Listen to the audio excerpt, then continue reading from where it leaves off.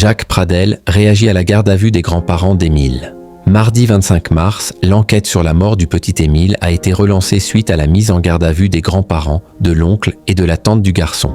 Pour Jacques Pradel, célèbre spécialiste des faits divers, ce choix des enquêteurs n'a rien de surprenant. Saura-t-on un jour ce qui est réellement arrivé au petit Émile ?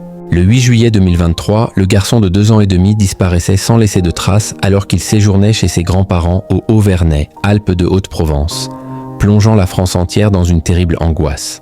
Malgré d'impressionnants moyens déplacés pour les recherches, il faudra attendre 8 mois pour que le terrible verdict tombe. Les ossements d'Émile sont retrouvés en mars 2024 par une randonneuse. Si la théorie d'un tragique accident semble prendre les devants, les enquêteurs n'abandonnent pas pour autant la piste criminelle. D'autant plus que des traces de sang sont retrouvées sur une jardinière dans l'église du village, où aurait pu être cachée la dépouille du petit garçon. Puis ce mardi, nouveau rebondissement dans l'affaire. Les grands-parents d'Émile, ainsi que son oncle et sa tante, ont été placés en garde à vue par les forces de l'ordre. C'est très difficile pour les enquêteurs. Les enquêteurs s'intéressent particulièrement au profil de Philippe Vedovini, le grand-père du petit garçon, dont le passé trouble et l'implication dans une affaire de violence dans les années 1990 interpellent.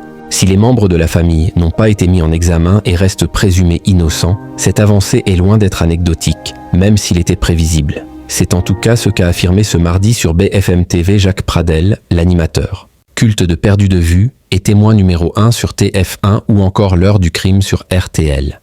Si ce dernier avait affirmé l'an passé qu'il ne s'agissait pour lui que d'un tragique accident, il ne peut cette fois que constater l'avancée de l'enquête. Il faut voir comment les gardés à vue répondent aux questions des enquêteurs.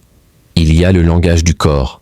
C'est très difficile pour les enquêteurs. Ils ne peuvent pas tout voir, a-t-il commencé en expliquant le rôle du département des sciences du comportement.